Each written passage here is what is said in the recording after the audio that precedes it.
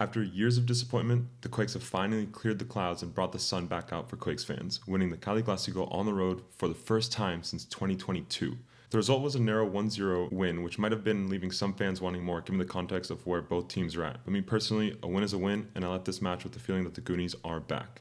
My name is Kevin, I'm joined by Luis, and together with the Quakesaholics. Luis, you weren't able to record it with us last time, so I'll let you take the floor first. What are your thoughts on this game? Yeah, I mean, always good to win against gaLaxy, especially in their own stadium, right? It was a great feeling, especially to see Judd, who had been coming off the back of such a great performance against Houston, and Asani Buddha as well, another player who I think a lot of Quicks fans have a fondness over. Again, I think that it's always great to win against the gaLaxy. Earl Edwards, of course, also had a great performance that we'll get into a lot more.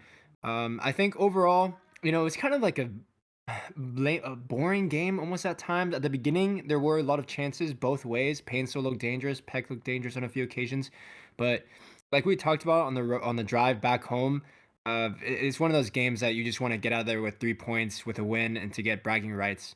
Yeah, exactly. For me, I mean, I had been feeling a lot of anxiety about this game. It makes no sense given how good the Quakes have been playing. Like, we're talking about 8 games unbeaten now, and the gaLaxy, I mean, at this point, 16 games without a win. We would expect, logically, for the Quakes to win this game. But if you followed the Quakes long enough, you kind of know that with the Cali Clasico, logic just goes out the window. It's like sometimes a team that is getting beat up all season long will just pull off a miraculous win. And like you said, it's bragging rights. And we've talked about this, that the Cali Clasico is such a significant game that, at least me personally, I almost see it like a final. And when you finish a final, when you win a final, you don't really care if the team played well, how the goals came. All that is just, it's secondary to the fact that you actually won. So yeah, you might be able to hear it in my voice as well. We were at the game. It's a drive back straight home after the game, long drive, but it was so worth it. Like, I woke up today with a headache from not sleeping enough, Me too. hands hurting from clapping, throat just so much pain from singing for like 2 hours straight. Because even after the game ends, we're still singing, enjoying, dancing, just celebrating because these kinds of wins don't come often. And yeah, when that goal came in, it was almost like amnesia for me because up until that point I was like, mental notes of like, okay, these are the players that I think played well, these are the players that I think didn't do enough.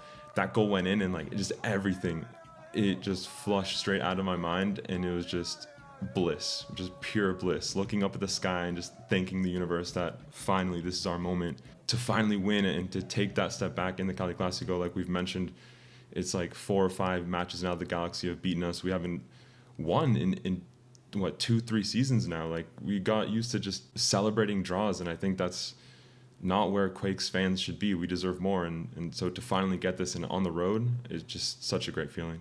Yeah, especially in recent history as well. There's been such a difference, obviously, between the quality and the performances over the season of LA gaLaxy and San Jose Earthquakes. And I think that's another big part of it as well. It just felt like we had been through a lot, especially these past couple Cali Classicos. They have not been good experiences for us as fans. So to just kind of like be able to throw it back in their own face for once was just like amazing. It was really good. What were I know that you said that it was mainly just euphoria, but were there any player performances for you that kind of stood out? Yeah, for sure. I think the obvious one is Earl Edwards. This is a player that, coming in, was questioned a lot by Quakes fans even before seeing him play, just because of like the transfer policy the Quakes seemingly had of just getting New England players. And then when he eventually did come in, he started off with 2 bad games, which we talked about, and we kind of gave him the benefit of the doubt. The defense was very bad in those games. And to see him now come back, regain his confidence, I'm happy for him. This is a really, really big game for him. He had at least, 2 3 game-defining saves. So yeah, that's the obvious one. I do think Harks continued to show that he is a great addition to this team.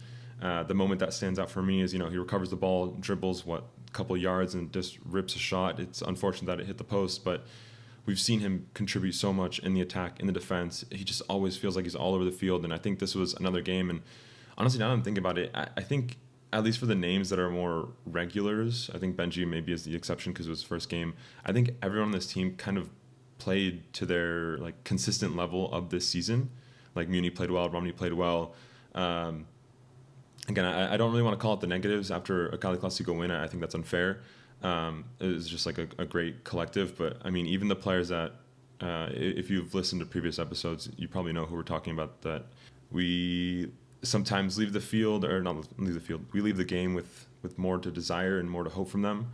But yeah, I'll just leave it at that. Like we know those names, and yeah. Yeah, like you said, right? Like it's just great to, it is one of those games where no one really deserves to get, put under pressure or anything. And even if we were to, I think you would be kind of hard pressed to find any like real down performances. Like you said, yeah, I wanted to also onto that with Earl Edwards. I think he deserves a lot of respect. I think that, back off of last season where that was such a weak point for us, that second goalkeeper, third goalkeeper, not knowing, who should be in net, feeling like any shot on goal is just a goal, pretty much.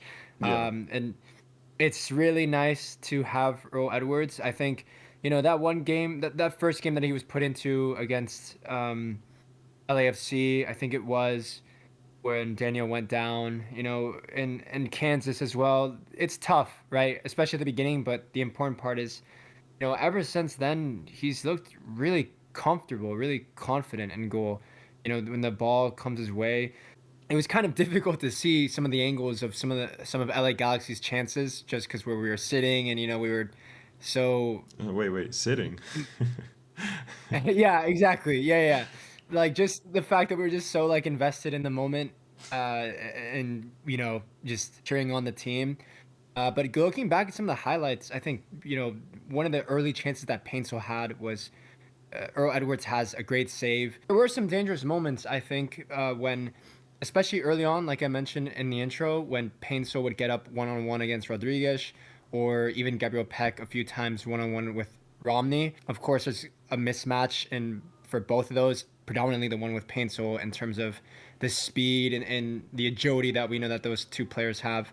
But I think in the second half, Rodriguez did really well to negate Paintsel that space that he was given in the first half. So yeah, and again, right, Buddha to get the goal. Preston Judd, who's another player kind of like Earl Edwards, who a lot of fans have had their doubts about, to get the assist for Buddha. Of course, two substitutions made by Bruce Arena to get on the score sheet is fantastic.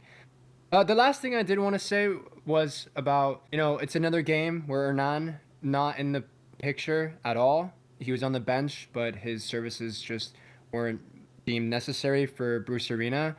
I think that is a problem, especially given the wages that he's on, the kind of money that he's on, the importance we Quakes fans know he had last season and kind of expect from someone of his talent.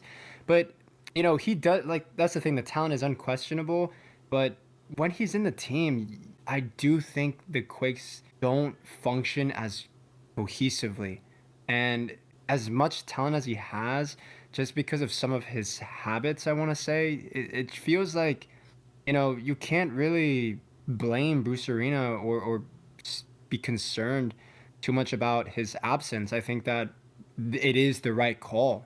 Yeah, I totally agree with that. And there also were other names that were left off of, the starting 11, notably DeJuan Jones. This is the first game that he hasn't played for the Quakes. And I think, at least with that, it is a case of just needing rotation. And maybe Rodriguez for Floriani as well. I don't think that right center back starting role is like totally clearly defined just because there's so much back and forth. It seemed like it was Floriani for a long time. And then there's just a lot of switch up, and I think that's just part of the rotation. But Hernan, I do think, is one of those players that his absence isn't just because of like rest. And yeah, he's still coming back from injury, but I do think I agree more with what you're saying, that it does seem tactical at this point. And yeah, towards concluding, just to say it and emphasize it again, like with these kinds of games, the win is really all that matters.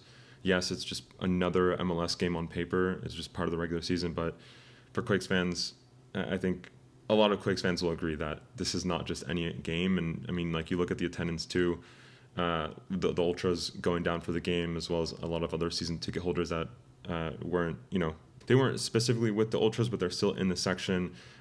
We had someone from the front office, I'm not sure what their position was, but before the game they came up and they told us like that whole section that we had was sold out, which I've been to a lot of gaLaxy games away, and that isn't always the case. And I think, maybe part of that is because we only have one away game at gaLaxy per season. We used to play like 3 or 4 times, so that's part of it. But it is a Wednesday night game. The people still showed out. The ultras were there, loud the whole game, the whole 90 minutes, and stoppage time, and then the party time after the game. Yeah, it was really cool to see. I was in a hotel that was like 5 minutes away from the stadium, and even just like getting in the elevator and seeing another Quakes fan, it's like you could really feel the presence. And then we went to get lunch before the game, and we just happened to run into more Quakes fans at Panera. So I don't know, it feels great knowing that a lot of people put in a lot of effort to go out to this game, and we were rewarded with this win. Because I've been to dozens of at gaLaxy games now, and these wins, let me tell you, they do not come often. So yeah, throat still hurts, but it is so worth it. I will be smiling ear to ear for, well, at this point until June 28th is the next big game where we get tested again for the next Cali Clasico. But yeah, again, the win is all that matters. It feels great. Great time to be a Quakes fan, and the season is really shaping out to be positively impacted by Bruce Arena. He's done a great job with rotation and with all these games, and we are halfway through the season now. We'll be halfway after the St. Louis game, and we are straight up in a playoff position. This is not like past years where we're like just scraping by trying to get the play-in game. Like, we are now in a point where 8 games unbeaten. We can keep building on this as the summer goes in. We'll have more rest between games. The Quakes can really capitalize on that and start building towards maybe even potentially hosting a playoff game.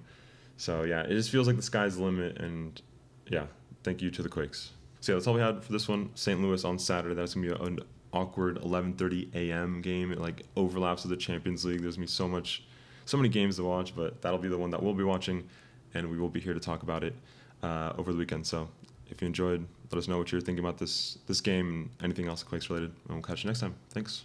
Thank you.